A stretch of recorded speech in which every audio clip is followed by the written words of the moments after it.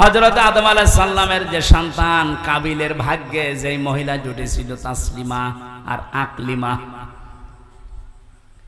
এই সুন্দর চেহারা নাই, এই জন্য ওর আগের সিরিয়ালে যেটা এসেছে এই মেয়েটাকে বিয়ে করার জন্য প্রস্তাব দিয়েছে আদম নবীকে। হযরতে আদম আলাইহিস সালাম সন্তানকে বললেন না, এটা সম্ভব না, আল্লাহর আইনের বিরুদ্ধে কাজ কখনোই করা যাবে না। ও তখন ফোন দিয়েছে নিজের ভাই যেটা সুন্দরী মেয়েটার সাথে বিয়ে হবে, আগে যদি ভাইকে সরিয়ে দিতে পারি তাহলে এই মেয়েটা আমার জন্য সহজ হয়ে যাবে। এই চিন্তা ভাবনা তার ব্রেনের ভেতরে ঢুকিয়েছে শয়তান। আল্লাহ পাক বলেন ইযি করবা কুরবানান ফাতুকবিলা মিন আহাদিহিমা ওয়া লাম ইউতাকাব্বাল মিনাল আখার। হযরতে আদম আলাইহিস সালামের এই দুই সন্তান কোরবানি করেছিল আদম নবীর কথা মতো, যে চাটিয়াল ময়দানে পশু জবাই করে রেখে আসো, আকাশ থেকে আগুনের ঝলক এসে পুড়িয়ে ফেলবে। ওই জামানার কোরবানি ছিল এইটা। কথা বুঝতেছে? হযরতে আদম নবীর ওই জামানার শরীয়ত ছিল এরকম, আপনি কোরবানি জবাই করে রেখে আসবেন চাটিয়াল ময়দানে, আকাশ থেকে আগুনের ঝলক এসে পুড়িয়ে ফেলবে, তাহলে বুঝবেন আপনার টাকা হালাল, ওইটা কবুল হয়েছে। আর যারটা পোড়াবে না, অভাবে থেকে যাবে, তার বুঝতে হবে টাকার ভেতরে দুই নাম্বারই আছে। আমার মনে হয় এই শরীয়ত যদি আজ বাংলাদেশে থাকতো, কত মানুষ যে ধরা খেত আল্লাহ ভালো জানে।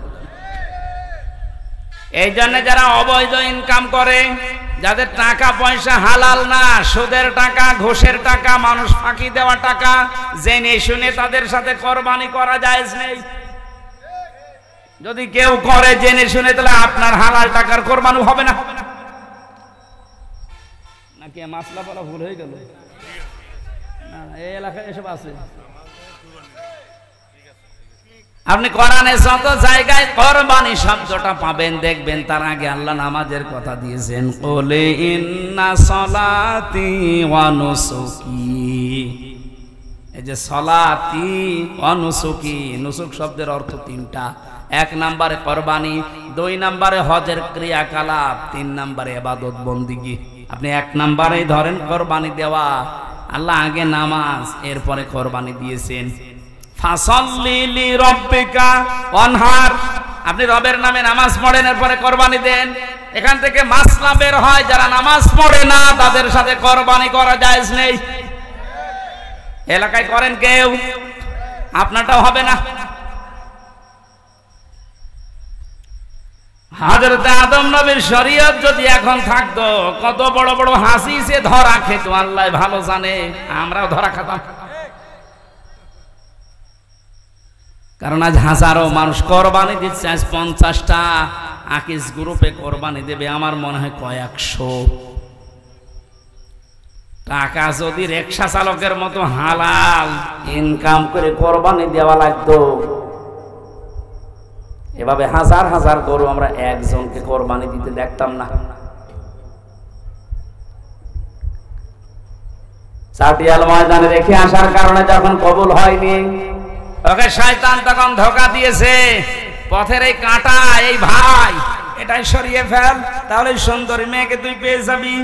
আল্লাহ পাক বলেন একজনেরটা কবুল হয়েছিল, ওয়ালাম ইয়াতাকাব্বাল মিনাল আখার, আর যারটা কবুল হয়নি এই লোকটা ডাক দিয়ে বলেছে কাবিল, ক্বালা লা আকতুলান্নাকা, অবশ্যই আমি তোরে আজকে আর এখান থেকে বাড়ি যেতে দেব না, তোরে মেরে ফেলবো। আজ বাংলাদেশে আপনি আয়াতটা মিলাবেন বৈধভাবে, সৎভাবে, অনেকের সাথে অনেকে চরিত্র দিয়ে পেরে উঠতে পারে না, তখন তাকে রাস্তা থেকে সরিয়ে দেওয়ার ব্যবস্থা করে। এমন এমন মামলা, হামলা, বিপদ আপদ তার ভেতরে তারে ফেলে দেয়, সে যেন আর উঠতে না পারে। জাহান্নামের এই মালিক যে দারওয়ান ফেরেশতা দাঁড়িয়ে আছে, ও কিন্তু জিজ্ঞাসা করবে যে কেন আসলে এখানে। ওরা দুইটা কথা বলবে, যারা জাহান্নামে যাবে তারা কথা বলবে কয়টা? তারা বলবে আমরা এক নম্বরে শোনার পরে না শোনার ভান করে থাকতাম। এই চরিত্রের মানুষ দেশে নেই, আছে মানে আমরা এদের কোরআন হাদিসের কথা কম বলা হয়। অধিকাংশ মানুষ শোনার পরে না শোনার ভান করে থাকে। আমানা যুলামু মিম্মান ইফতারা আলাল্লাহিল কাযিবা ওয়া হুয়া ইদআ ইলাল ইসলাম।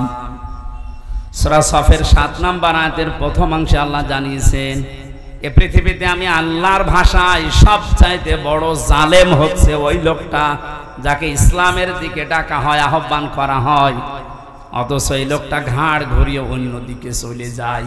আর এই চরিত্রের মানুষ আমাদের দেশে বেশি। জাহান্নামে লাশার বর্ণনা পড়েছিলাম কোরআনে কারিমের সূরা মারিজে। আল্লাহ পাক জানিয়েছেন কাল্লা ইন্নাহা লাযা নাযাআতাল লিশাওয়া। জাহান্নামের লাশা একটা দরজার নাম। এখানে ওসি সাহেব আছে, চেয়ারম্যান আছে, জেনারেল শিক্ষিত মানুষ ওনারা যদি জিজ্ঞাসা করেন জাহান্নাম কয়টা, আমার মনে হয় এক বাক্যে বলবে 7টা। জিজ্ঞাসা করে দেখেন। অথচ কোরআনে কারিমে হাদিসে আমি তো কোরআনের উপরে অনার্স মাস্টার্স করেছি, আমি দেখেছি পড়া কোরআনে কোন জায়গায় জাহান্নাম 7টা এ কথা নেই। লাহা সাবাআতু আবওয়াব, আল্লাহ বলেন জাহান্নামের দরজা 7টা। কয়টা? লিকুল্লি বাবিম মিনহুম জুজউম মাকসুম।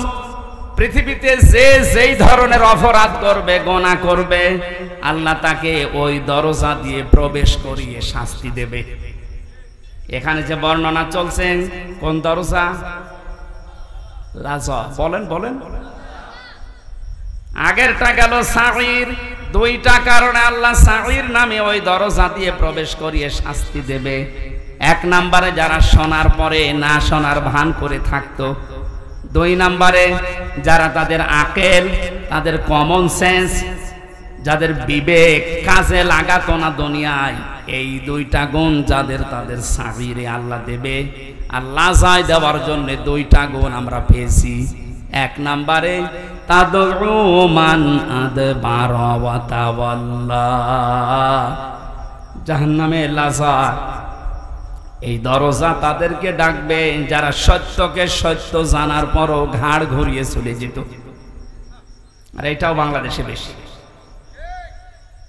আমাদের জাতির পিতা হযরত ইব্রাহিম নবী আলাইহিস সালাম, তিনি আমার আল্লাহকে খোঁজ করার জন্য নিজের তরফ থেকে চেষ্টা করে করে খুঁজে নিয়েছিলেন। কখনো রাতের বেলা আকাশের তারকা, চাঁদ, দিনের বেলায় সূর্য, গাছ, এ সমস্ত জিনিসগুলো দেখে দেখে যেই অস্ত্রমিত হয়ে যেত, বলতো না যা ডুবে যায় সেগুলো আমার মালিক হতে পারে না। তিনি শেষে ঘোষণায় দিয়েছিলেন, হে আমার জাতির লোকেরা শুনে রাখো, ইন্নী ওয়াজ্জাহাতু ওয়াজহিয়া লিল্লাযী ফাতারাস সামাওয়াতি ওয়াল আরদা হানিফা।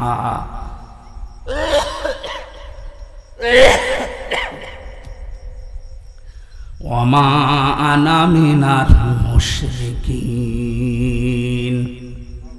এটা জায়নামাজের দোয়া বলে অনেকে চালায়। না না, এটা জায়নামাজের দোয়া না। এখানে অনেকগুলো বিষয় শেখার আছে। যারা ইসলাম সম্পর্কে না জেনে এরকম উল্টাপাল্টা কাজ ইবাদত মনে করে করেন, এগুলো বেদাত। এটা কি জায়নামাজে দাঁড়ানোর দোয়া? এটা কোরআনে কারিমের সূরা আনআম ৭৯ নম্বর একটা আয়াত। এই আয়াতটার ভেতরে 3টা বিষয় আল্লাহ মানুষকে জানাতে চেয়েছেন। মানুষ যখন মেন্টালিটি ঠিক করবে, নামাজে দাঁড়ানোর প্রস্তুতি নেবে, তখন যেন আল্লাহু আকবার বলার পরে এই দোয়াটা আগে পড়ে, এরপরে নামাজ শুরু করবে। আল্লাহকে বলা লাগে যে ইন্নী ওয়াজ্জাহাতু, আমার চেহারা আমি ঘুরিয়ে দিলাম। চেহারা মানে শুধু এটা না।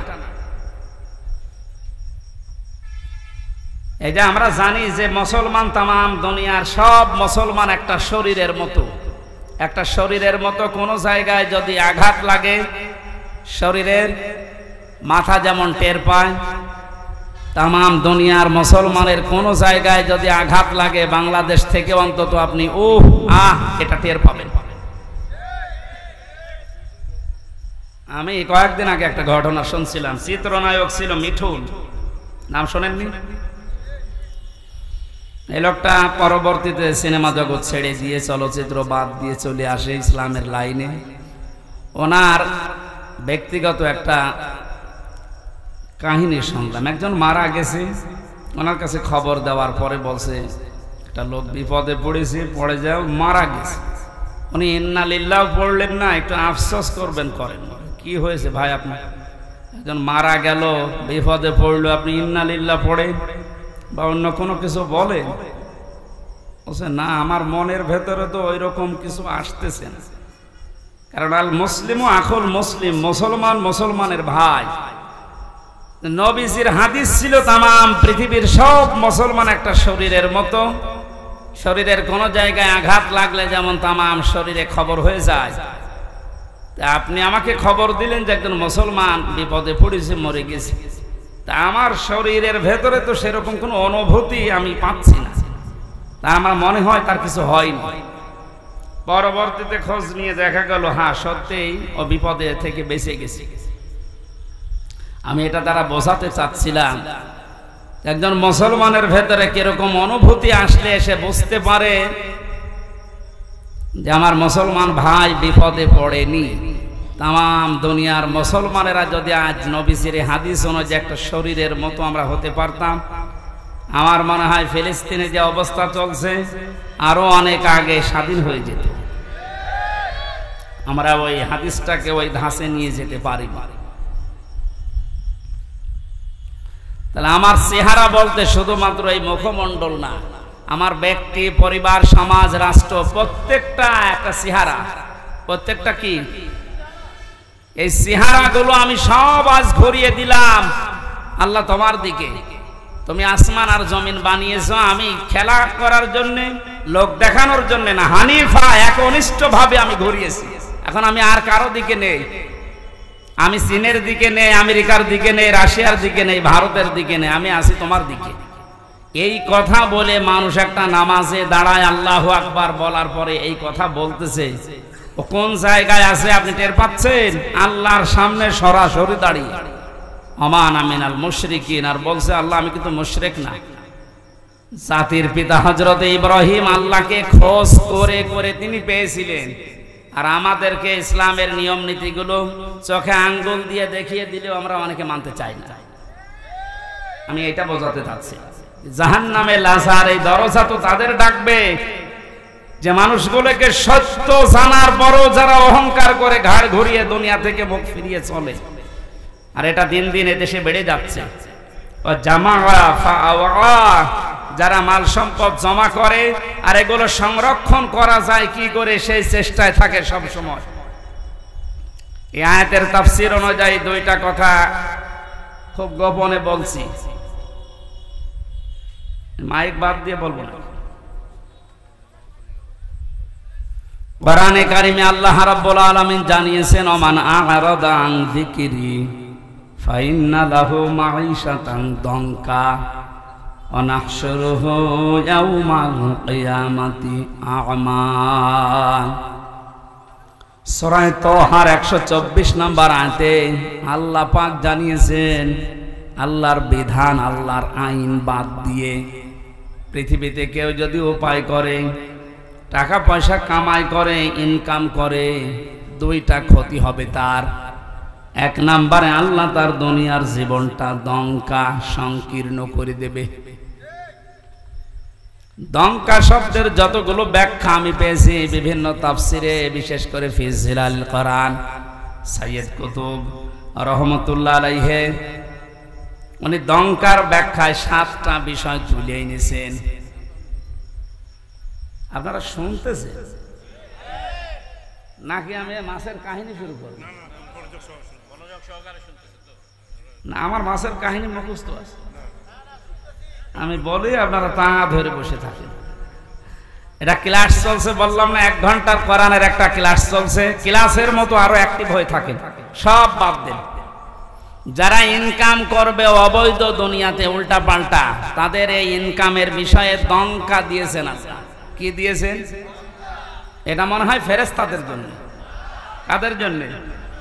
যেহেতু ইনকাম উপায় আমরা করি, আর কোরআন আল্লাহ আমাদের উপরে নাযিল করেছে, আর এই কোরআনে এই আয়াত আছে সূরা তাহা 19 নম্বর পৃষ্ঠা 124 নম্বর আয়াত।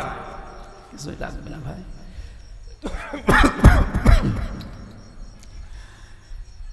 যেহেতু সব শ্রেণীর মানুষ এখানে আমরা আছি, এই জন্য আয়াতটা আমরা তুলে নিয়ে আসলাম এই জামা ফাওয়ার ব্যাখ্যায়। যারা অবৈধ ইনকাম করছেন, আপনি মনে করছেন আমরা মাত্র 5,000 মানুষ শুনছি, না, এটা এখন তামাম দুনিয়ায় ছড়াচ্ছে। সবাইকে উদ্দেশ্য করে বলছে যারা অবৈধ ইনকাম এখনো থামাননি, থামেন। টাকা পয়সা যারা জমা করতেই আছেন আর রক্ষণ করবেন কি করে, সংরক্ষণ করে রাখবেন এই চিন্তায় আছেন না, আপনি পারবেন না। তাহলে আল্লাহর দঙ্কা এই শব্দটা মিথ্যা হয়ে যাবে। আল্লাহ তার কোরআনকে দুনিয়ায় মিথ্যা প্রমাণ করবে বলেন? সুতরাং এর ভেতরে যা আছে কার্যকর 100 ভাগ হবে। আর এটা যে হচ্ছে আপনাকে আমি দেখাচ্ছি। দঙ্কার কয়টা ব্যাখ্যা বললাম বলেন?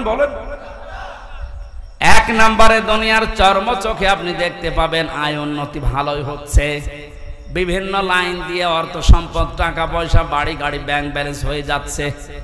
টাকা আসবে হয়তো আপনার 10 লাইন দিয়ে। আল্লাহ বলেন আমার আইন, আমার বিধান, আমার জিকির বাদ দিয়ে যদি ওগুলো উপায় হয়, তোমার ওই টাকা ব্যয় হবে 15 লাইন দিয়ে। ওগুলো আসবে হয়তো 10 লাইন দিয়ে, বাজারের টাকা, ব্রিজের টাকা, কালভার্টের টাকা, কত জায়গায় আপনি সব সেট করে রেখেছেন, শুধু নিজে কিছু করেন না, ফেরেশতা সেট করা আছে। মাসে মাসে ওখান থেকে আপনার অ্যাকাউন্টে টাকা আসতে আছে। আসবে 10 লাইন দিয়ে, যাবে 15 লাইন দিয়ে। 2 নম্বরের ব্যাখ্যা, যারা অবৈধ ইনকাম করে তাদের এই অবৈধ জিনিস আল্লাহ দুনিয়াতে তাদের ভোগ করতে দেয় না। এটা যে দেয় না তার প্রমাণ বাংলাদেশে নেই, নাম ধরা লাগবে।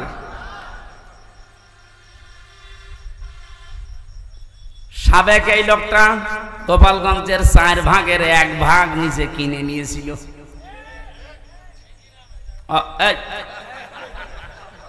অথচ ওনার যা বেতন, উনি যদি মরণ পর্যন্ত বেতন পায় তাও তো এই জমি কিনা সম্ভব না। একটা জেলার 4 ভাগের 1 ভাগ যদি একজনের হয়, তা আমরা কি ঘাস কাটছি? বলেন, এই লোকটার এখন কি আছে? সব হাইকোর্টের মাধ্যমে সরকার নিয়েছে। বাইরে যা ছিল সেগুলো তো বাজেয়াপ্ত। আমার মনে হয় এখন যদি অবস্থায় থাকে, কয়েকদিন পরে দুদক ডেকেছি, শেষ আবার ভিক্ষা করা না লাগে। দঙ্কায় আল্লাহর যে কথা ছিল যে দুনিয়ায় অবৈধ ইনকাম যারা করে ওদের ওই সম্পদ আল্লাহ দুনিয়ায় ভোগ করতে দেয় না, এটা কি আমেরিকায় যে ব্যাখ্যা করা লাগবে? এ দেশে ব্যাখ্যা শুনে বোঝা যাচ্ছে না? দুনিয়ায় যারা 3 নম্বরের ব্যাখ্যা, যারা পৃথিবীর ময়দান থেকে এভাবে উপায় করে ওদেরকে আল্লাহ অপমৃত্যু দেয়। মানুষগুলো তো ঈমান নসিব হয় না, এমন মৃত্যু হয় দুনিয়া আটকে ওঠে। আমার ঝিনাইদার একজন কয়েকদিন আগে গেছে, 200 কোটি টাকার মামলা। আপনি মনে করেন কি যে 200 কোটি টাকা আপনার এই মুরব্বীরে যদি এখন থেকে বসিয়ে দেন, মরণ পর্যন্ত শুধু গুনতে থাকবে, শেষ করতে পারবে না। 200 কোটি, এটা মানুষের কয় টাকা লাগে এ দুনিয়া চলতে বলেন? মামলা হওয়ার পরে কি হয়েছে দেখেছেন? লাশের টুকরো খুঁজে পাওয়া যাচ্ছে না। তার মেয়ে এখন কান্নাকাটি করছে যে একটা টুকরো অন্তত দেন, অন্তত লাশটা মনে করে দাফন করি, জানাজা পড়ায়, তাও পাচ্ছে। কয়েকদিন আগে ভারতের কলকাতার একটা খেজুর গাছে নাকি 2টো বিচি ঝুলেছিল। অনেকে বলছে এইটাই এই লোকের বিচি। আমি দেখলাম ফেসবুকে যে বিচি মানুষের অত বড় হওয়ার কথা না, এর ছাগলের বিচি হবে। হয়তো ছাগল জবাই করে বিচি এরকম ঝুলিয়ে দিচ্ছে। কোন জায়গায় আল্লাহ নামিয়েছে আপনি তাকান। আপনি এখনো অবৈধ ইনকাম বন্ধ করেন না, উল্টাপাল্টা মামলা দিয়ে মানুষকে আপনি কালার করে দিন। এজন্য এইগুলো করেন না। যারা মানুষের নামে মিথ্যা মামলা দেন, মানুষকে হয়রানি করেন, এর মাধ্যমে জুলুমের মাধ্যমে অবৈধ টাকা ইনকাম করেন, এই টাকা আপনি ভোগ করে যেতে পারবেন না। যদি করতে পারেন তাহলে এই আয়াত মিথ্যা হয়ে যাবে, কোরআন শরীফ জীবনও মিথ্যা হবে না। 2 নাম্বার আপনার অপমৃত্যু হবে, আপনি ঈমান নিয়ে যেতে পারবেন না, বেঈমান হয়ে মরবেন। এগুলো আল্লাহ একটা একটা করে দেখাচ্ছে। এইরকম চোখে আঙ্গুল দিয়ে দেখিয়েও যদি আমাদের পরিবর্তন না আসে, তারপর কবে হুঁশ আসবে আমাদের? আমার দাদা মারা গেছে আমি জেলখানায় থাকতে, উনি মাঝে মাঝে বলতো যে গন্ডার এর চামড়া এত মোটা, এর কাঁতো কত দিলে নাকি 3 দিন পরে টের পায় যে কাঁতো কত লেগেছে। এক লোক শ্বশুর বাড়ি যাচ্ছিল, রাস্তার পর এক গন্ডা কাঁতো কত দিয়েছে। কি গো, আমারে কাঁতো কত দিলে আমি হাসি, আর এ হাসে না কেন? 3 দিন শ্বশুর বাড়ি থাকার পরে আসার সময় দেখছে গন্ডার হাসতেছে। বলছে বন্ধু তোমারে 3 দিন আগে কাঁতো কত দিয়েছি আমি, তখন তো তুমি হাসলে না, আজকে হাসতেছ। গন্ডার ওর নিজের ভাষায় বলছে ভাই 3 দিন আগে যখন আপনি দিলেন 3 দিন সময় লেগেছে চামড়া ভেদ করে আমার শরীরে কাঁতো কত লাগতে। গন্ডারের কাঁতো কত লাগে কয়দিন পর, আর আমাদের সাথে সাথে আমি আজ 12-13 বছর কাঁতো কত দিচ্ছি, তারপরেও তো আমার জাতি হুঁশ হয় না। সেই বিশ্ববিদ্যালয়ে 10 সালে ভর্তি হওয়ার পরে আমি মনে হয় 11-12 সাল থেকে এই ওয়াজের মাহফিলে, 12 সাল থেকে 24 সাল, এই 12 বছর কত 3 বছর নাই ছিলাম ভেতরে, 9 বছর তো কাঁতো কত দিয়েছে বিভিন্ন কায়দায়। কই জাতির তো কোনো পরিবর্তন নেই। অবৈধ ইনকাম কি কমেছে? এমনকি আমারে ধরার পর আমার বাবার কাছ থেকে টাকা নিয়েছে। কই অবৈধ ইনকাম তো কমছে না। আর আমার মনে হয় এই আয়াতের উপর আমাদের এখনো 100% বিশ্বাস হয়, ভাষা বিশ্বাস আছে। এই জন্য লাজায় যাওয়ার যে কারণগুলো বললাম এগুলো যেন আমাদের ভেতরে থাকলে আমরা এখনই থেমে যাই। সাইরে যাওয়ার যে কারণগুলো বলছি এগুলো থাকলে যেন আমরা থেমে যাই। আল্লাহ আমাদের আমল করার তৌফিক দাও, আমিন। আরো জোরে বলেন। আমার ভাইরা, জিলহজ মাস যেহেতু শুরু হয়ে গেছে, নবীজি যেভাবে জিকির করতেন, আজ যারা জাতিকে জিকিরের নাম নিয়ে মুশরিক বানাচ্ছেন, শিরকের দিকে ধাবিত করছেন, তারা থামেন। জিলহজ মাসের 3 নাম্বার আমল, নবীজি এ মাস আসলেই ঘোষণা দিতেন যাদের সামর্থ্য আছে তারা যেন অবশ্যই কোরবানি করে। কি করে বলেন বলেন। এই শব্দটা সে জন্মের পর থেকে শুনছি, কোরবানি কি, এটা এর ইতিহাস কি, কোথা থেকে এসেছে, এটা শুরু হয়েছে কোন দিন থেকে? অধিকাংশ মানুষ আমরা ইব্রাহিম আলাইহিস সালামের জীবন থেকে মনে করে কোরবানি পেয়েছি।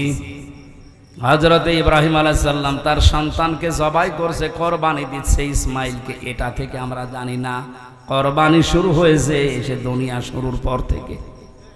ওইটাই আল্লাহ তেলাওয়াত করে করে আমাদেরকে শুনিয়েছেন নবীর মাধ্যমে।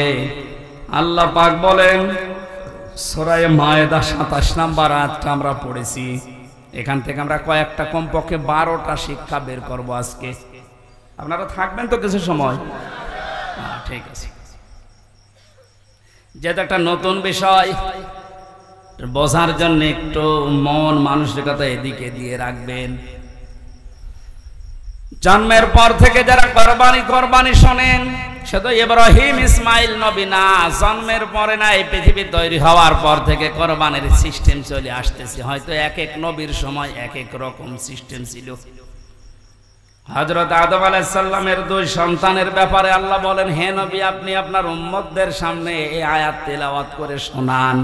দিনাজপুরবাসী আল্লাহর নবী মুহাম্মদুর রাসূলুল্লাহ যদি এখন বেঁচে থাকতেন, এই দিনাজপুরের 5 বাড়িয়ে রাস্তার পাশ দিয়ে যদি এখন হেঁটে যেতেন, এই ময়দানে যদি এতগুলো উম্মত দেখতেন, এখানে বসে বসে উনি এই আয়াত তেলাওয়াত করে শোনাতেন। কারণ সামনে এখন এই বিষয়গুলো আমাদের আছে, কোরবানি। কোরআনে কারীম থেকে এবার বলছি, জবান খুলে বলেন, শয়তান যেন আশপাশে থাকলেও দূরে চলে যায়। আউযু বিল্লাহি মিনাশ শাইতানির রাজিম, বিসমিল্লাহির রহমানির রহিম,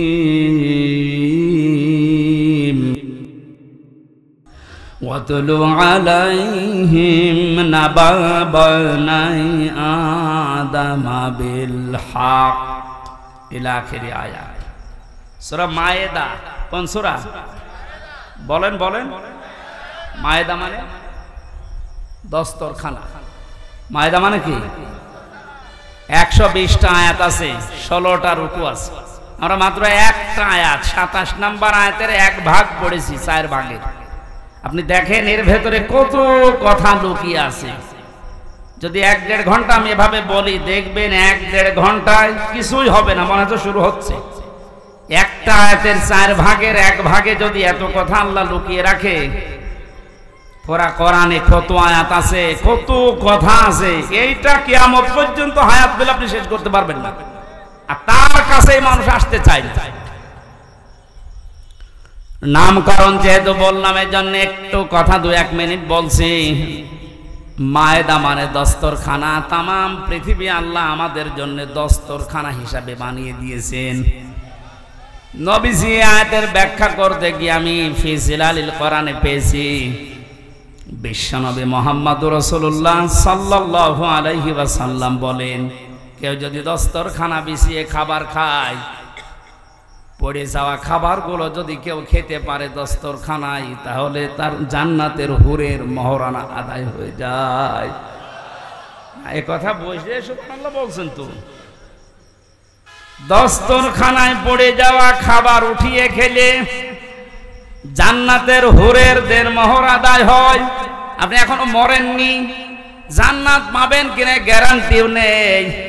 অথচ 1500 বছর আগে নবীজি এই কথা আমাদেরকে শুনিয়েছেন যে দস্তরখানায় পড়ে যাওয়া খাবার উঠিয়ে খেলে জান্নাতের হুরের দেন মোহর আদায় হয়।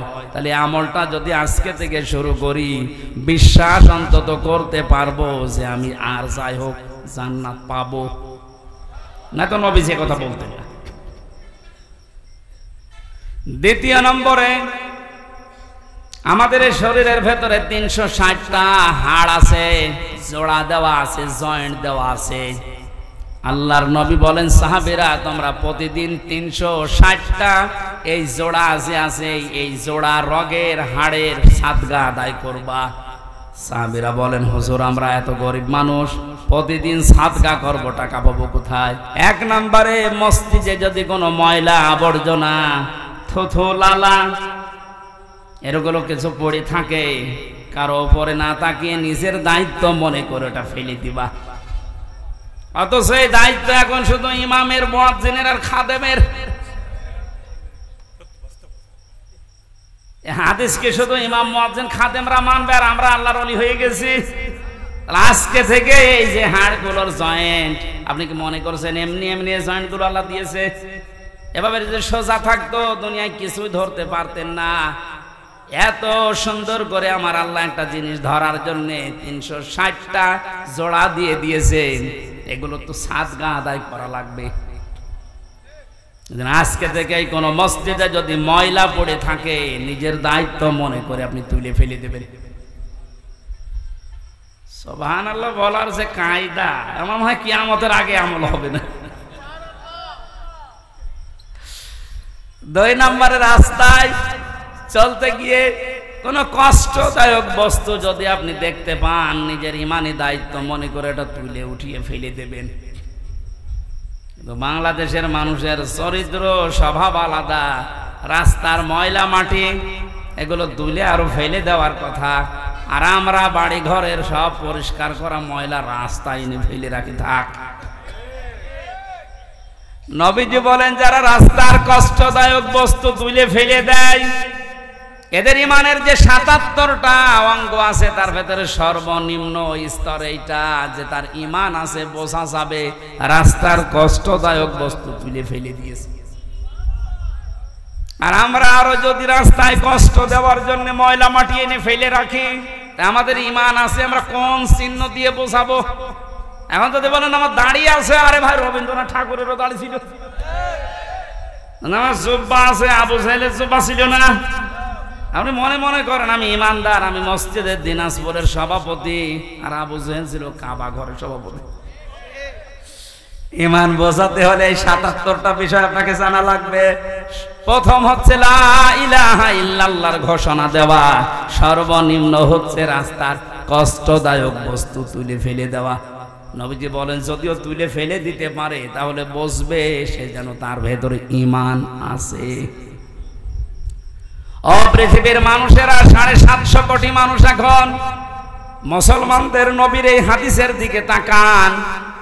রাস্তার কষ্টদায়ক বস্তু তুলে ফেলে দেওয়া যে মুসলমানের ইমানের সর্বনিম্ন স্তর চিহ্ন, সেই মুসলমান মুসলমানদেরকে মানুষকে কষ্ট দেবে, এটা আপনারা মানেন কি করে? কিছু হলে আমাদের উপরে দোষ চাপিয়ে দেন। আমাদের ইমানের তো সর্বনিম্ন স্তর এটা, যে রাস্তায় কোনো কষ্টদায়ক জিনিস থাকতে পারবে না। আর আমাদেরকে দুনিয়ায় কষ্টদায়ক যত দুনিয়ায় সব কিছুর মূলে আপনারা আমাদেরকে রেখেছেন, কিছু হলেই আমাদের দোষ। সুতরাং বুঝতে হবে যারা মানুষকে কষ্ট দেওয়ার জন্য কাজ করে এরা নবীর উম্মত, মুসলমান না, এরা অন্য কিছু। সূরা মায়েদার যে নামকরণ শুনলেন, এখান থেকে আপনি কি পেলেন বলেন তো? আজকে থেকে আমলটা শুরু করা দরকার। দুনিয়া আল্লাহ মায়েদা দস্তরখানা হিসাবে আমাদের সামনে উপস্থাপন করে দিয়েছেন। দস্তরখানার যেমন বিভিন্ন জায়গায় খাবারগুলো আমার আল্লাহ আমরা সেট করে রাখি, তামাম দুনিয়া মনে হচ্ছে আমাদের জন্য খাবারের একটা প্লেট। কি কথা বলে না কেন? বাংলাদেশের দিকে তাকান, এক এক এলাকাকে আল্লাহ এক একটা প্লেটে যেমন 4-5 রকমের খাবার দেয়, এই বাংলাদেশটাতেও আমার আল্লাহ এক একটা অঞ্চলকে খাবারের প্লেট ওইভাবে সাজিয়েছে। দিনাজপুরে যেভাবে লিচু হয়, আমাদের কুষ্টিয়াতে, মেহেরপুরে, চুয়াডাঙ্গায় আপনি পাবেন না। আমাদের এলাকায় যেটা হয় ওইটা এখানে পাওয়া যাবে না, তামাক। ছাগলেও খায় না, অথচ দিনাজপুরের লোকেরা খায়। কথা বলছো না কেন? এই যে রংপুরে আকিস গ্রুপের, এরপরে লালমনিরহাটে আকিস গ্রুপের যে বিশাল ভান্ডার, এগুলো তৈরি হচ্ছে আপনাদের এলাকায়, তাহলে আপনারা না খেয়ে অন্তত ছাড়েন না। বিড়ি ছাড়া খাচ্ছেন, এই বদ অভ্যাসটা আজকে আল্লাহর জন্য বাদ দিয়ে দেবেন। কারা কারা বাদ দিতে পারবেন দেখি? বিড়ি খোর কয়েকটা আছে এখানে, আলহামদুলিল্লাহ আজকের মাহফিল সাকসেস হবে, আপনি ছেড়ে দেবেন ভাই। শুধু এ দোষ আপনারও দেয় না, আপনার স্ত্রী নেই। সম্মানিত মা বোনেরা যদি এসে থাকেন, আপনার স্বামী যদি বিড়ি খায়, সিগারেট খায়, ওর বিছানা আলাদা, ও শয়তান থাকে কোন জায়গায় দেখবো, শেষে যে থাকতে পারবে না, বাধ্য হয়ে ওই ছেড়ে দেবে।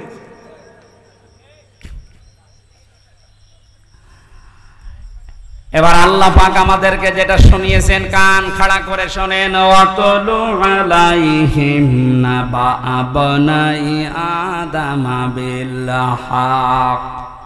হে নবী, আপনার উম্মতদেরকে এই দিনাজপুরে যারা উম্মত দাবি করছে, তাদের সামনে আপনি আদম নবীর 2 সন্তানের কোরবানির যে কাহিনী, এটা তেলাওয়াত করে শোনান। আমার এখানে প্রশ্ন আছে, এই আমরা বাতাস দিচ্ছিল, কে আছে এখানে? এবারে আপনারা জিজ্ঞাসা করবো, এই যে প্রথম শব্দ আমার আল্লাহ দিলেন আতলু, আপনি তেলাওয়াত করেন। আলাইহিম, তাদের নিকটে, নাবা আবনাই আদম বিল হক, হযরতে আদম নবীর 2 সন্তানের যে কোরবানির কাহিনী, এটা আপনি এদেরকে তেলাওয়াত করে শোনান। কিভাবে শোনাবেন? বিল হক, সঠিকভাবে, যথাযথভাবে, সত্য যেটা ওইভাবে। এখন আমাদের প্রশ্ন আসে, আমরা 1500 বছর আগে না, এই পৃথিবী তৈরি হওয়ার পরে এই ঘটনা, হাজার হাজার বছর পরে এই ঘটনা শুনে আমরা করব কি? নাকি আমাদের এখানে কি করণীয় আছে? আল্লাহ 12টা জিনিসের পরে দিয়েছেন, আমরা দেখি। প্রথম নাম্বার এই তেলাওয়াত। কি শব্দ দিয়েছেন? আরো জোরে বলেন।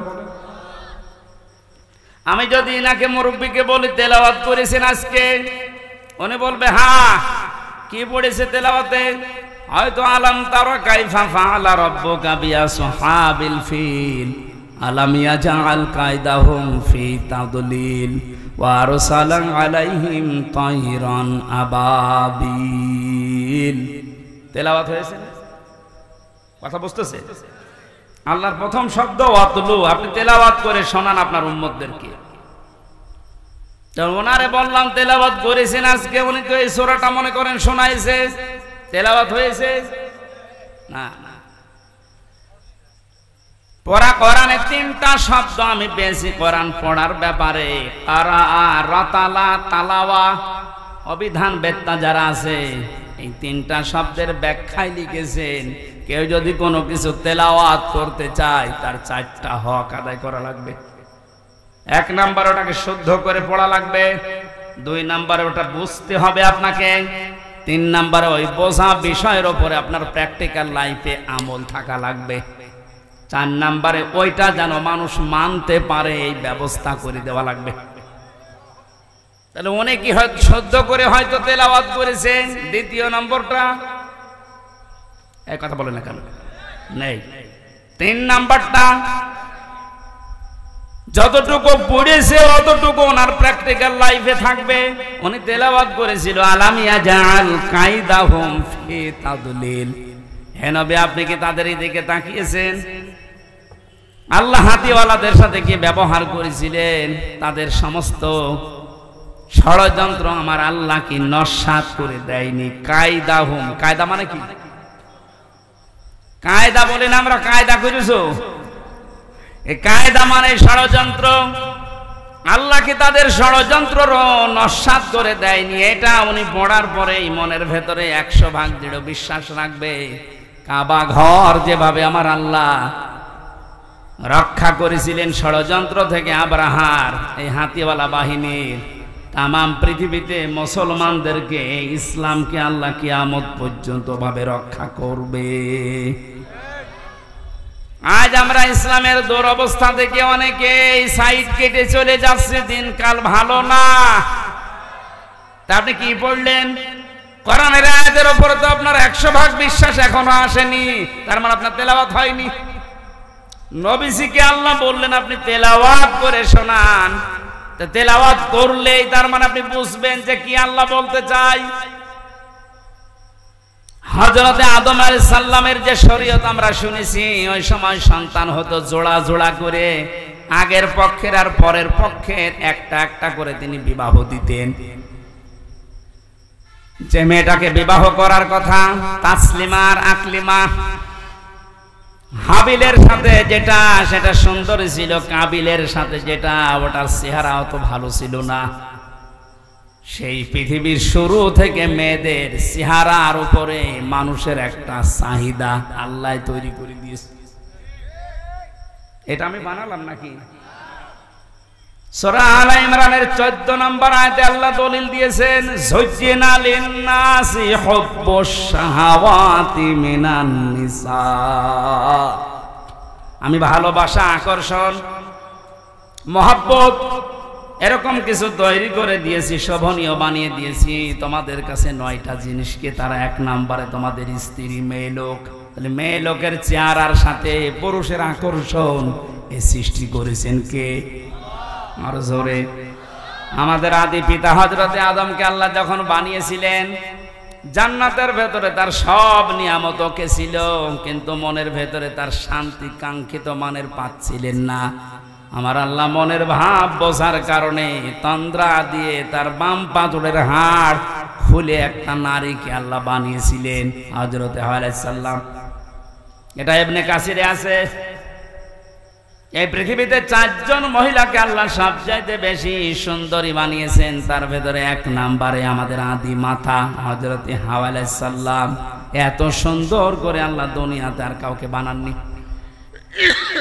2 নম্বরে হযরতে বিলকিস, এত সুন্দর ছিল। 3 নম্বরে ইব্রাহিম আলাইহিস সালামের প্রথম স্ত্রী হযরতে সারা। 4 নম্বরে ইউসুফ নবীর স্ত্রী হযরতে জুলাইখা। যদিও অনেকেই কেউ কেউ হযরতে ফাতিমাতুজ জোহরার কথা জানিয়েছেন, কিন্তু আগের 4টাই প্রসিদ্ধ। হাওয়া আলাইহিস সালাম, বিলকিস, সারা, জুলাইখা। এত সুন্দর করে আমার আল্লাহ তাদেরকে বানিয়েছেন, কিয়ামত পর্যন্ত অত সুন্দরী মানুষ আর আসবে না। পরিমণিত কি কিছুই না। কারণ ওরে তো সরাসরি আমি জেলখানার পাশেই দেখেছি।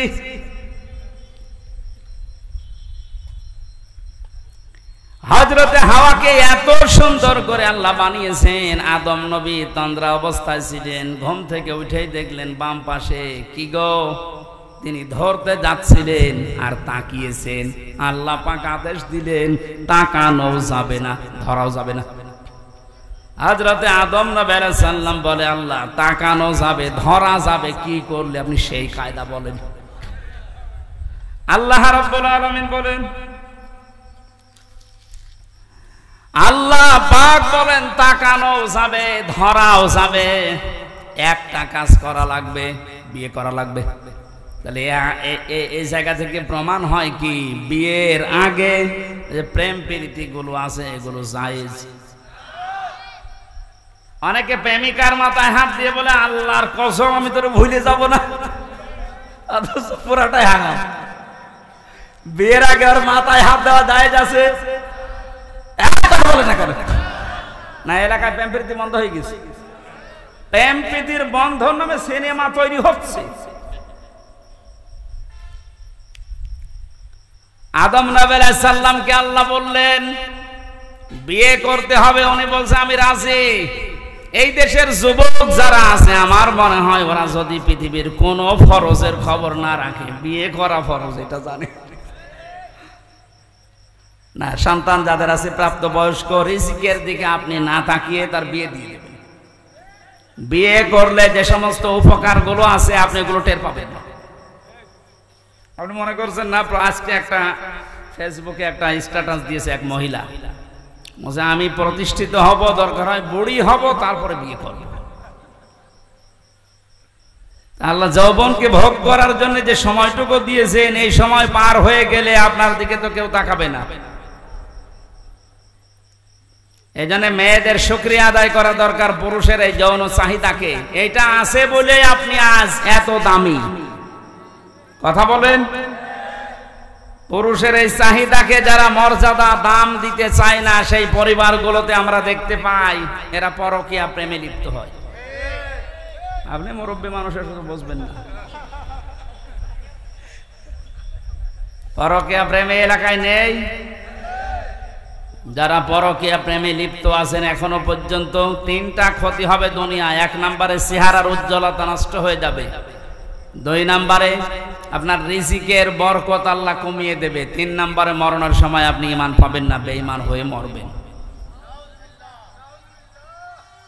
নাউজুবিল্লাহ বলে শেষ করে দিচ্ছেন, আর কিছু করবেন না।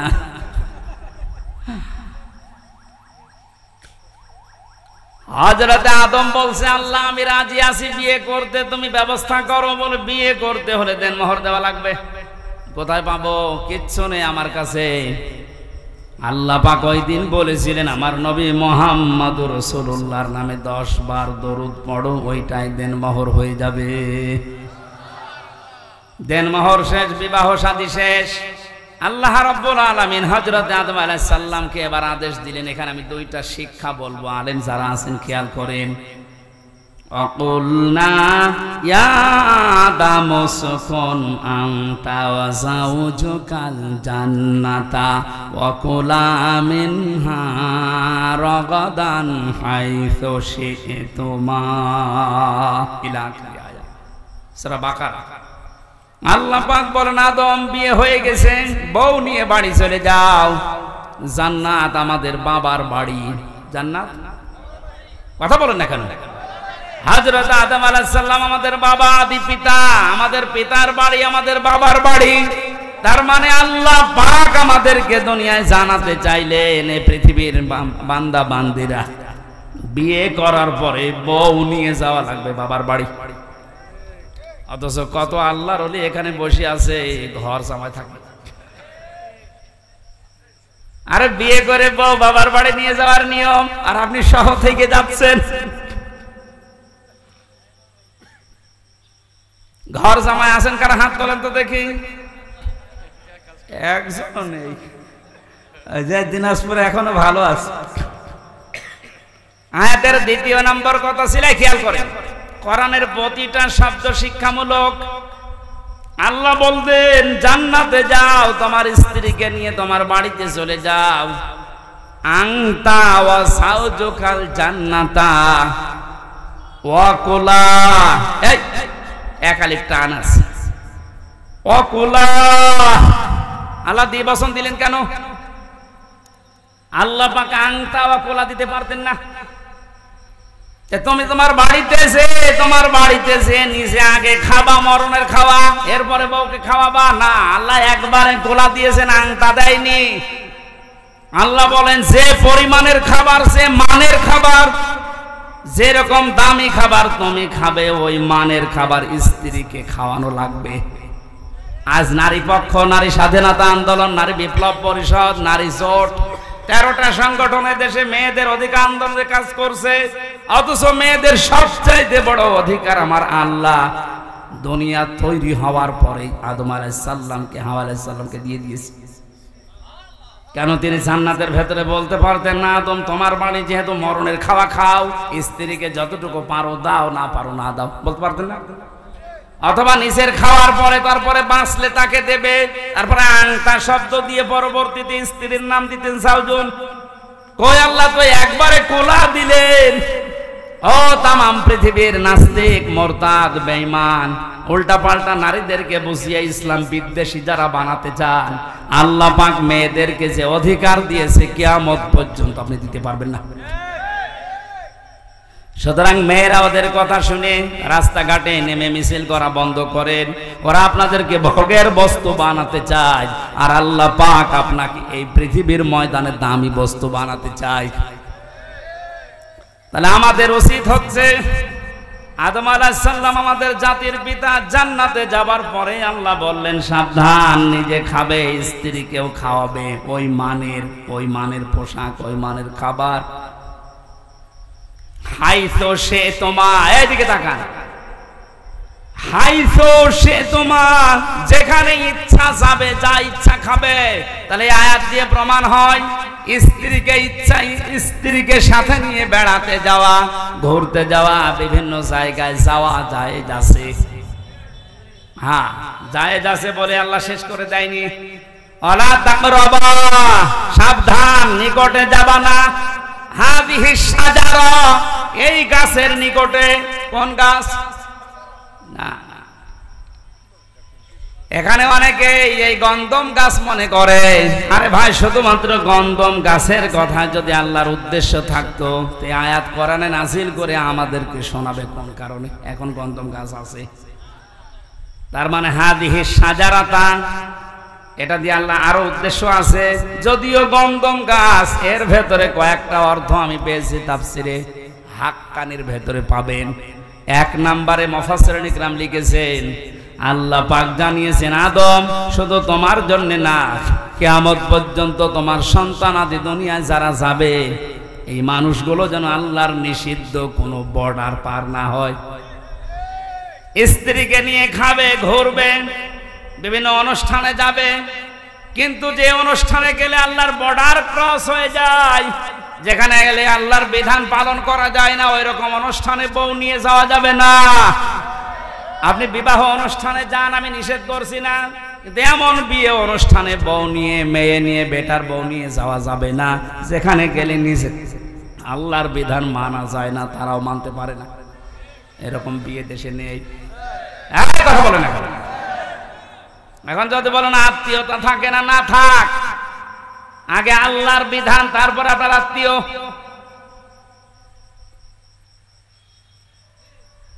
বিশ্ব নবীকে আল্লাহ জানাতে বলেছেন, নবী আপনি জানান লা তাআতা লিমাখলুকিন ইল্লা বিমাসিয়াতিল খালিক।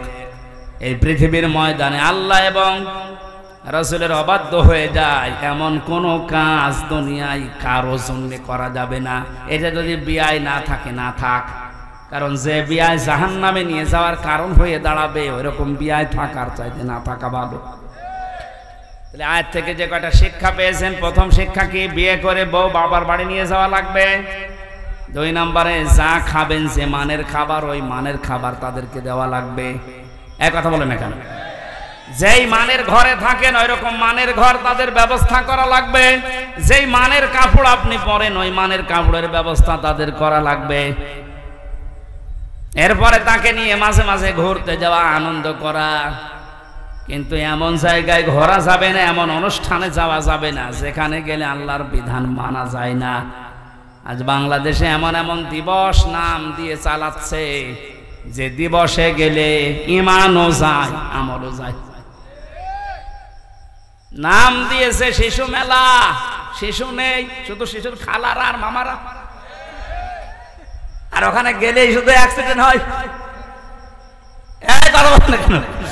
এরকম অ্যাক্সিডেন্টের মেলা নেই, নাম দিয়ে শিশু মেলা। শিশু খুঁজে পাওয়া যাচ্ছে না, খালি শিশুর খালারা আর মামারা।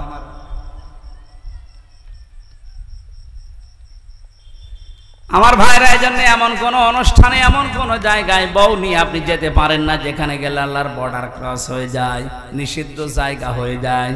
যদি যায় আল্লাহ পাক বলেন ফাতাকুনা মিনাজ জালিমিন, দুইজনে কিন্তু জালেম হয়ে যাবে। হযরত আদম আলাইহিস সালামের যে সন্তান কাবিলের ভাগ্যে যেই মহিলা জুটেছিল তাসলিমা আর আকলিমা, এই সুন্দর চেহারা নাই, এই জন্যে ওর আগের সিরিয়ালে যেটা এসেছে এই মেয়েটাকে বিয়ে করার জন্য প্রস্তাব দিয়েছে আদম নবীকে। হযরতে আদম আলাইহিস সালাম সন্তানকে বললেন না, এটা সম্ভব না, আল্লাহর আইনের বিরুদ্ধে কাজ কখনোই করা যাবে না। ও তখন ফোন দিয়ে নিজের ভাই যেটা সুন্দরী মেয়েটার সাথে বিয়ে হবে, আগে যদি ভাইকে সরিয়ে দিতে পারি তাহলে এই মেয়েটা আমার জন্য সহজ হয়ে যাবে।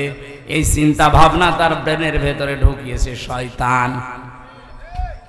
আল্লাহ পাক বলেন ইযি করবা কুরবানান ফাতুকবিলা মিন আহাদিহিমা ওয়া লাম ইউতাকাব্বাল মিনাল আখার।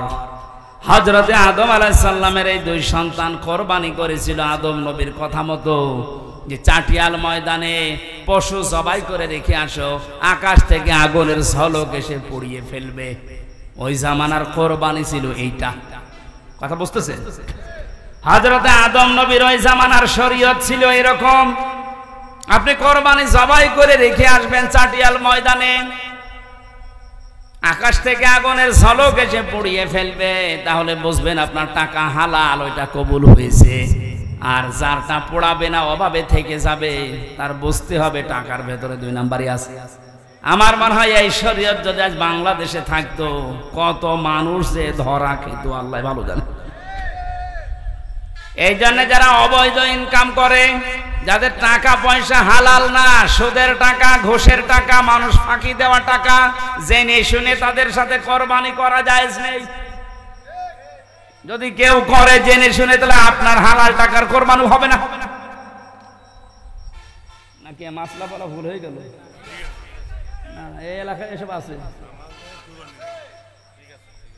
আপনি কোরআনে যত জায়গায় কোরবানি শব্দটা পাবেন, দেখবেন তার আগে আল্লাহ নামাজের কথা দিয়েছেন, কুল ইন্না সলাতি ওয়া নুসুকি। এই যে সলাতি ওয়া নুসুকি, নুসুক শব্দের অর্থ তিনটা। এক নম্বরে কোরবানি, দুই নম্বরে হজের ক্রিয়াকলাপ, তিন নম্বরে ইবাদত বন্দিগি। আপনি এক নম্বরেই ধরেন কোরবানি দেওয়া, আল্লাহ আগে নামাজ, এরপরে কোরবানি দিয়েছেন। ফাসাল্লি লিরাব্বিকা ওয়ানহার, আপনি রবের নামে নামাজ পড়েন, এরপরে কোরবানি দেন। এখান থেকে মাসলা বের হয়, যারা নামাজ পড়ে না তাদের সাথে কোরবানি করা জায়েজ নেই। এলাকায় করেন কেউ, আপনারটাও হবে না। হযরত আদম নবীর শরীয়ত যদি এখন থাকতো, কত বড় বড় হাসি সে ধরা খেত আল্লাহ ভালো জানে, আমরাও ধরা খেতাম। কারণ আজ হাজারো মানুষ কোরবানি দিচ্ছে, আজ 50টা আকিস গ্রুপে কোরবানি দেবে, আমার মনে হয় কয়েকশো। টাকা যদি রিকশা চালকের মতো হালাল ইনকাম করে কোরবানি দেওয়া লাগতো, এভাবে হাজার হাজার গরু আমরা একজনকে কোরবানি দিতে দেখতাম না। চাটিয়াল ময়দানে রেখে আসার কারণে যখন কবুল হয়নি, ওকে শয়তান তখন ধোঁকা দিয়েছে, পথের এই কাঁটা, এই ভাই এটাই সরিয়ে ফেল, তাহলে সুন্দরী মেয়েকে তুই পেয়ে যাবি। আল্লাহ পাক বলেন একজনেরটা কবুল হয়েছিল, ওয়ালাম ইয়াতাকাব্বাল মিনাল আখার, আর যারটা কবুল হয়নি এই লোকটা ডাক দিয়ে বলেছে কাবিল, ক্বালা লা আকতুলান্নাকা, অবশ্যই আমি তোরে আজকে আর এখান থেকে বাড়ি যেতে দেব না, তোরে মেরে ফেলবো। আজ বাংলাদেশে আপনি আয়াতটা মিলাবেন বৈধভাবে, সৎভাবে, অনেকের সাথে অনেকে চরিত্র দিয়ে পেরে উঠতে পারে না, তখন তাকে রাস্তা থেকে সরিয়ে দেওয়ার ব্যবস্থা করে। এমন এমন মামলা, হামলা, বিপদ আপদ তার ভেতরে তারে ফেলে দেয়, সে যেন আর উঠতে না পারে। কোরআনে কারিমের সূরা নিসা 5 নম্বর পারা 15 নম্বর পৃষ্ঠার 12 নম্বর লাইনের 113 নম্বর আয়াত। বাড়িতে একটু আয়াতটা মিলাবেন। ওমাই ইয়াকসিবু খাতিয়াতান আও ইসমান সুম্মা ইয়ারমি বিহি বারিয়ান ফাকাদ ইহতামালা বুহতানা ওয়া ইসমান মুবিনা। শেষ করে দেব, মেলা রাত হয়ে গেল, আমি তো এখনো খাবারই খাইনি, খাবার খাওয়া লাগবে না? করবো, ঠিক আছে, আর একটু করে খাবার নিয়ে আসি।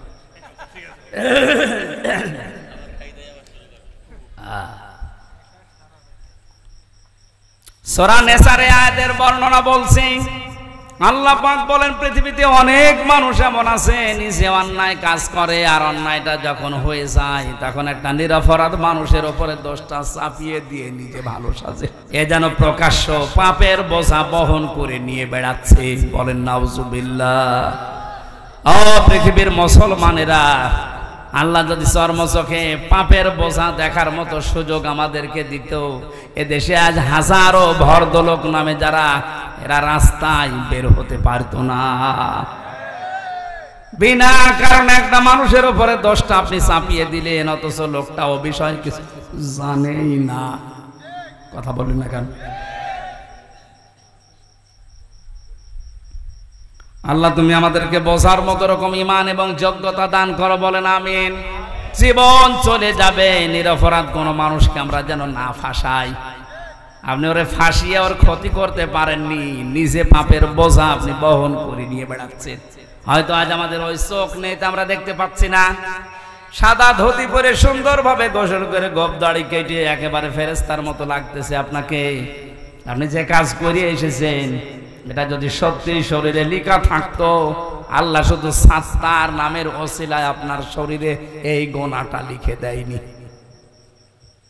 উনি যদি সাত্তার নাম না নিত, তাহলে আমরা যে যে অপরাধ করি ওইটা আমাদের শরীরের বিভিন্ন জায়গায় লেখা থাকতো, রাস্তায় বের হওয়া যেত। দিনাজপুর বাসে যখন ওরটা কবুল হয়নি, তখন হাত বাড়িয়েছে, আমি তোকে মেরে ফেলবো। যাকে মেরে ফেলার জন্য হুমকি দিয়েছে হযরতে আদম নবীর সন্তান হাবিল, এ কিন্তু আর হাত উত্তোলন করেনি মেরে ফেলার জন্য, তিনি একটা কথা শুনিয়েছিলেন ভাইকে। আজ আমরা যারা একামতে দিনের সাথে আছে, এদেশে ইসলাম কায়েম হোক, এই নেশা এই পেশা নিয়ে ঘুরি, তাদের ওই একই কথা। এত অত্যাচার, এত জুলুম, এত নির্যাতন সহ্য করার পরও আমরা পাল্টা আক্রমণ করি না। আমরা আদম নবীর সন্তান হাবিলের মতো এই কথাই বলি, ক্বালা ইন্নামা ইয়াতাকাব্বালুল্লাহু মিনাল মুত্তাকিন। হে ভাই কাবিল, তোমারটা কবুল হয়নি, এজন্য তুমি আমাকে মেরে ফেলতে চাও। আমি তোমাকে মারার জন্য হাত বাড়াবো না, তোমাকে মেরেও ফেলতে চাইবো না। ভালো করে শুনে রাখো, আল্লাহ পাক কিন্তু মুত্তাকি যারা তাদের কোরবানি দুনিয়ায় কবুল করে থাকেন।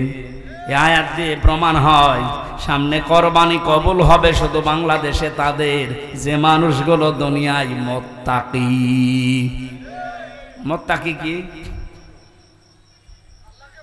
আল্লাহকে ভয় করে, এই কথা আমরা সবাই জানি। মুত্তাকি না, পৃথিবীতে মুত্তাকি হওয়ার জন্য সবচাইতে সুন্দর যে সংজ্ঞাটা আমার ব্রেনে এসেছে, আমি দেখতে পেয়েছি, পৃথিবীতে যেখানে যার যেই দায়িত্ব, ওই দায়িত্বটা সঠিকভাবে পালন করার নাম হচ্ছে মুত্তাকি। এটা আজ বাংলাদেশের মানুষ যদি বুঝে ফেলতো, এদেশের কোরবানি সবারটা কবুল হয়ে যেত। যে যেখানে আসি ওই জায়গায় আমার দায়িত্ব কি আমি পালন করব, দুনিয়ায় একদিকে চলে গেলেও আমি পালন করব। এখানে আমি যখন বসি, এই চেয়ারটা আমার জন্য একটা আমানত।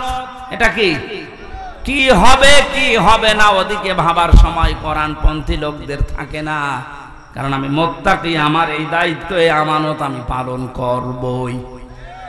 আজ 48,000-এর উপরে পীর এই দেশে, লক্ষ লক্ষ আলেমেরা, আজকে যদি এই দায়িত্বটা সত্যি পালন করতে পারতাম, আমার মনে হয় এই দেশে অবৈধ কাজ করার পরে মানুষের একটু অনুশোচনা হলেও আসতো। শুধু জুলুম করার কারণে যারা দায়িত্বে আছে ওরাই আল্লাহর দরবারে দাঁড়াবে মনে করছেন? এই দেশের হাজার হাজার আলেম, হাজার হাজার মসজিদের ইমাম, খতিব, বক্তা, এরাও আল্লাহর দরবারে আসামির কাঠ গড়ায় দাঁড়ানো লাগবে। ধোঁকা দিয়ে বোকা বানিয়ে আপনি জাতিকে পাগল করতে পারেন, আল্লাহ পাগল হবে?